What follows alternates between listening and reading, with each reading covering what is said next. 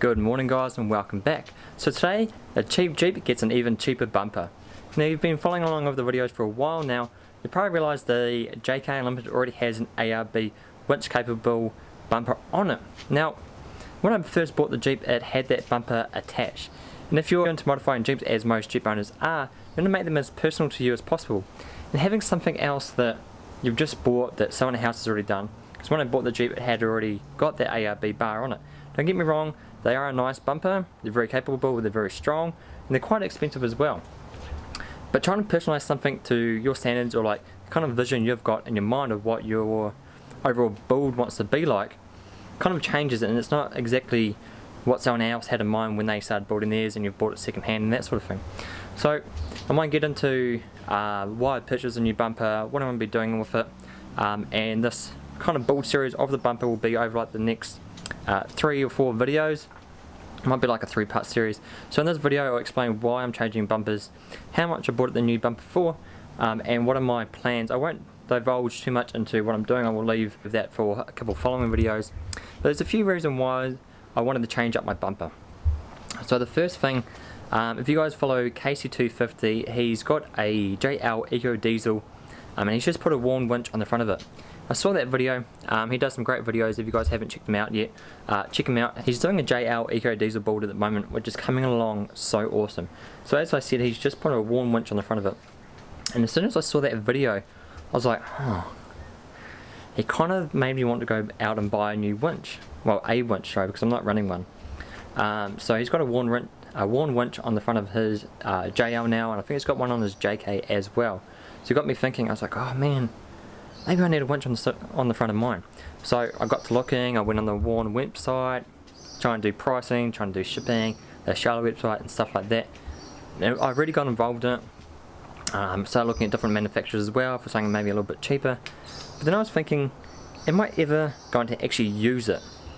For people that do hardcore forward driving and might be by yourself in the bush, might be by yourself out on the tracks, yes, you probably will need it. If you get into yourself a situation where there's nobody there, yes, you will need a winch. But it got me thinking, for the price, the extra weight of the winch, and everything that kind of goes along with having a winch, do I actually need one? So I kind of made a list of the places I go forward driving. Most of it's beach driving. I don't do a lot of hardcore rock crawling, mud driving or anything like that. It's mostly beach driving, so it's mostly like overlanding, kind of adventure driving, kind of like day trips and stuff like that. So the places I do go, there's always a lot of people, and if I end up getting stuck, someone will probably laugh at me and probably offer a hand, or be with a friend or someone that might give me a hand. So I kind of came to the conclusion that no, I'll probably never use a winch in the sort of forward driving that I do. That may change in like the next couple of years, depending on how far I take this channel and how much like the Jeep progresses, and if I buy another Jeep. So kind of depends. But at the moment, for the sort of forward drive I'm doing, having a bumper that's winch capable and it's that heavy and that solid, because the ARB bar is a big bumper. It's well built, it's well manufactured, but it's very solid, it's very heavy. I'm not 100% sure on how much it weighs, but it's a solid bumper. So for the weight saving of one, not having a winch, and removing the already heavy winch, removing the ARB bumper, the weight saving, because if you ever driven on the beach, a lighter vehicle normally does better. They can go through the sand a bit easier, they're easier to recover, and rather have the extra weight in other areas. So I'll be adding a few different recovery things. I won't get into details too much, but I will be adding a few recovery things to the bumper that will be ideal for sand recovery. Now the bumper I got is a great deal. So whenever you've got like a vision in your mind, now I want to apologise to Justin for this, because he said don't do it, it's ugly, it's not good, all that sort of stuff. And I was like, I've got this vision in my head and I couldn't shake it. I started thinking about bumpers, started looking online, was going to buy one from another state, was going to buy one from America and have it shipped. And I just had this vision in mind. No matter what Justin said, I just had this vision in mind. So I got online, I did a post to see if someone had this bumper available, and they did. So I posted up, and a guy just down the road in Noosa, probably like a 40-minute drive from me, said, yeah, I've got one. if you just want to cover the gas or fuel to go pick it up from my parents' place, you can have it for $50. So $50, I was going to spend $194, $100 on the second-hand one, then spend like another $190 on shipping to get it to me.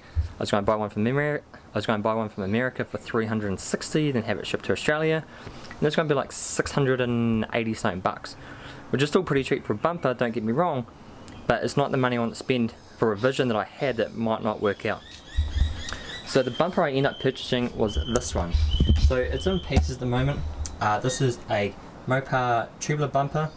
So this is a center section. It is made of steel. It's got the factory crush cans built into the side of it.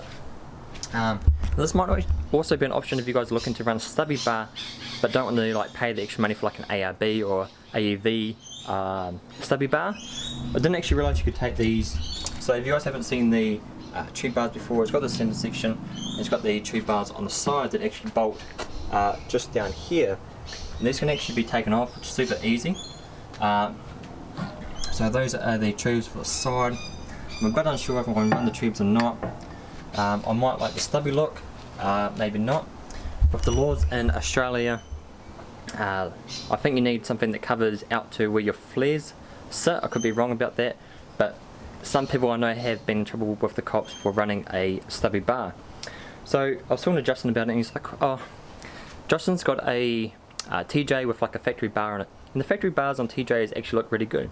So he said, why don't you try and find something that's sort of similar to that, it's just like a straight piece of steel, and run that. So that's pretty much what this is a straight piece of steel. That's cut off a bit short, but if I don't want to run these, I can actually get someone to manufacture. I know a few welders manufacture another piece of steel that comes off here that can easily be taken off at some point. But as I said before, I've got a vision on my head of how I want this to look. It may change, but let me know you guys' thoughts and comments about this bumper. It is cheap. So what I paid for this bumper, as I said before, was $50. $50. If my vision doesn't end up exactly how I want it, just on gift it to someone else for $50 or for free, whatever it might be. If my vision doesn't pan out just how I want it, it's no love lost, it's no money lost. If I went and spent $365 on a bumper from America or a second-hand one from Australia, that's a big loss. $50, I can handle that, and I don't think my wife would be too upset if I lost $50 instead of $365. So I've got a few ideas in mind on how I want to look. One of them mount up to this bumper. I won't divulge too much, as I said before, but this is actually, I don't mind these bumpers too much. If you remember the TG that I had, it had Rampage tube bumpers front and rear, and I like the look. There's other bumpers here that I like better, but the look of the tube bars is not too bad. Obviously it's not structurally solid for here, it's a lot lighter than other bumpers. So the guy actually did have a winch sitting on top, so it's got holes drilled, and on the tube bumper it's got the factory little spotlights if you want on the front, so I'm going to be removing those and probably running a set of aftermarket lights or some sort of light on the bumper. I'm not exactly sure. This can change as my vision kind of changes with it as well. But $50, I don't think I could go wrong. Comes with all the bolts, everything like that. It's got the factory crush cans on there, so if you get into an accident your airbags will deploy and you can claim insurance and all that sort of stuff. So $50, I thought why not. So it's going to be like a 3-part series about rebuilding and restoring this bumper, getting up to the vision that I kind of have in my mind. So today's video was just about what I paid for it, what kind of plans for the bumper, and why I went with this bumper over the ARB bumper. And also I wanted to build stuff that a lot of people kind of getting into the 4-wheel drive market or circuit that might have a stock bumper like the plastic ones. This is definitely a better upgrade than the plastic bumper that comes from factory. Steel through the centre, which is like heavy duty, and it looks a lot better than the plastic factory one. It's like a bench seat, the factory one. It's kind of, does come in handy. At the beach you can kind of sit on it because it's pretty much a bench seat, but this is a good upgrade. So these videos will be for people that want a better upgrade than the factory bumper, but not necessarily want to buy a brand new one. So I'll be restoring it, utilising the parts we've got, It does need a good cleanup. As you can see in there, all the bolts and stuff are dirty and like red sand, so it has been used. It's got like a little toe hook there, or a snatch point, so I might clean that up, paint it white or red, remove these lights, and I think I might wrap the liner. I'm not 100% sure yet. Let me know you guys' thoughts in the comments below. I think wrap the liner might be the way to go. Give it a nice look, match the tyres and kind of match the textured finish of the roof on the JK as well. But I'm actually quite excited to get this on. Then in the last episode we'll be taking off the ARB bar, cleaning up the frame behind it, rust protecting that and stuff like that, just for the future when we do beach trips and stuff like that. And then we'll be installing this Mopar bumper on, and we can kind of get our final thoughts on how it looks. If it doesn't look good, to take it back off, put the ARB back on, and kind of start again. $50, I can handle it not looking good. I can chuck it away if I need to, give it to one of you guys, whatever it might be. So let me know you guys' thoughts below on this bumper setup, what you guys are running on yours, and just your general thoughts on swapping it out for the ARB one. I might end up selling that. If you guys, one of you guys want it, please let me know. Or if you guys want these lights that I'm taking off, please let me know in the comments below. You guys can have them. I don't really need them. I might repurpose them for another set, something. I don't know. But for $50, it's a damn good deal. So as always, guys, thank you so much for watching. If you like this video, smash that like button. As always, don't forget to smash that subscribe button as well. Thank you guys so much for watching, and I'll see you guys in the next video.